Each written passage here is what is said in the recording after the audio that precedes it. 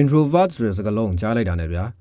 မိတ်ဆွေရဲ့ခေါင်းထဲမှာစကားမပြောဘဲနဲ့တယောက်တည်းမှိုင်တွေ့နေတတ်တဲ့သူကိုပဲစိတ်ကူးမိပါသလားတကယ်တော့ introvert တွေကတပုံစံနဲ့မဟုတ်ဘူးဗျအမေရိကန်ပြည်ထောင်စု Wellesley College ကစိတ်ပညာပါမောက္ခကြီး Jonathan Chait ရဲ့သုတေသနပြုချက်အရ introvert တွေကိုကွဲပြားတဲ့အမျိုးအစား၄မျိုးခွဲခြားထားပါတယ်အားလုံးပဲမင်္ဂလာပါကျွန်တော်ကိုဟိန်းပါဒီနေ့မှာတော့ introvert အမျိုးအစားတွေနဲ့ပတ်သက်ပြီးတော့ကျွန်တော်ရှာဖွေလေ့လာရတဲ့လောက်လေးကိုတင်ပြပေးပါမယ်နံပါတ်1ကတော့ social introvert ပါဒီအမျိုးအစားကအပေါင်းအသင်းဖွဲ့တဲ့နေရာမှာလုံးဝကြောက်ရွံ့မှုမရှိပါဘူးပြီးတော့သူယုံကြည်တဲ့သူခင်တဲ့သူချစ်ရတဲ့မိတ်ဆွေပေါင်းတဲ့တငယ်ချင်းတွေနဲ့အတူရှိတဲ့နေရာမှာပျော်ပါတဲ့နေရာမှာဆိုလဲတာမန်လူထက်ပိုပြီးတော့ကဲတတ်ပါတယ်အဲ့ဒီအခြေအနေကိုမြင်လိုက်ရတဲ့အပြင်လူတစ်ယောက်က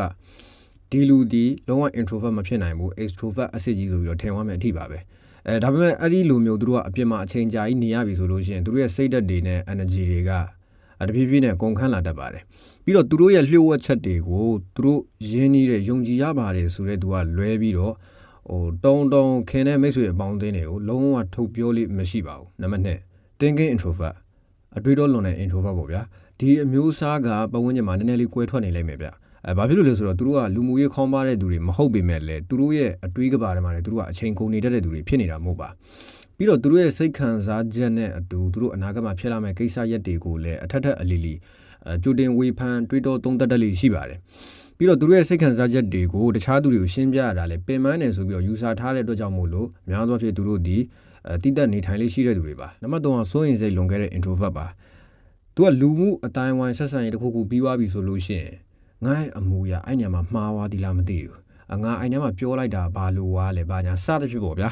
ပြန်ပြီးတော့စိတ်ထဲမှာပြန်လဲတွေးတောစိုးရင်နေတဲ့သူတွေဖြစ်ပြီးသွားတဲ့ကိစ္စပြန်ပြင်လို့မရတော့တဲ့ကိစ္စကိုလည်းအဲ့လိုမျိုးပြန်ပြီး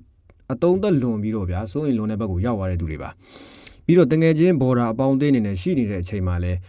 ဘယ်လိုပြောမလဲတယောက်တည်းနေချင်းစိတ်တွေတဖွာပေါက်နေတတ်ပါတယ်ဒီနေ့မှာကျွန်တော်ပြောချင်တာကအဲ့ဒီလက္ခဏာကအဲ့လိုမျိုးပေါ့နော်လူတွေနဲ့ဘော်ဒါတွေနဲ့ရှိနေတဲ့အချိန်မှာ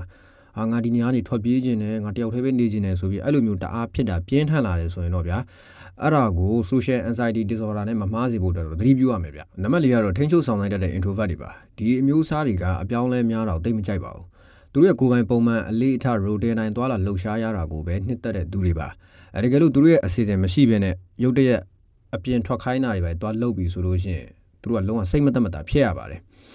အဲ့တော့သူတို့ရဲ့ plan ဒီ AACC ရုပ်ရှင်ကြည့်တာစာဖတ်တာ TV ကြည့်တာစသဖြင့်ငြိမ်သက်တဲ့လုပ်ငန်းစဉ်တွေနဲ့ဖြစ်စဉ်တွေနဲ့အချိန်ကုန်ရတာကိုပဲနှစ်သက်ပါတယ်အဲ့တော့ကျွန်တော်တင်ပြလိုတဲ့ introvert ၄မျိုးကတော့ဒီလောက်ပါပဲအခုဒီဗီဒီယိုကြည့်နေတဲ့မိတ်ဆွေရလည်း introvert ဖြစ်တယ်ဆိုရင်ဘယ်မျိုးစားထဲမှာပါဝင်လဲဆိုတာပြောသားလို့ရပါတယ်